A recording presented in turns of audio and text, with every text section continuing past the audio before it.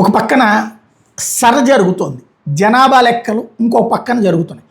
అయితే రాష్ట్రాల జనాభా యాజ్ ఫర్ నౌ ఉన్నటువంటిది ఉత్తరప్రదేశ్ 26 కోట్లు, బీహార్ 14 కోట్లు, మహారాష్ట్ర 13 కోట్లు, వెస్ట్ బెంగాల్ 11 కోట్లు, మధ్యప్రదేశ్ 10, రాజస్థాన్ 9, తమిళనాడు 8, గుజరాత్ 8, కర్ణాటక 7, ఆంధ్రప్రదేశ్ 6, ఒరిస్సా 5, జార్ఖండ్ 4, తెలంగాణ 4, కేరళ 4, అస్సాం 4, హర్యానా 3 కోట్లు.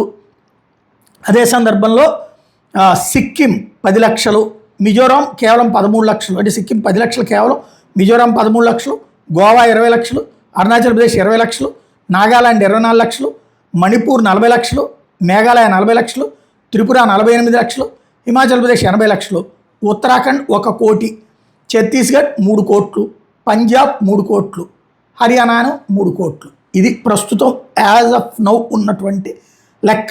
ఫైనల్ రిపోర్ట్ ఏంటన్నది తేలాల్సి ఉంది.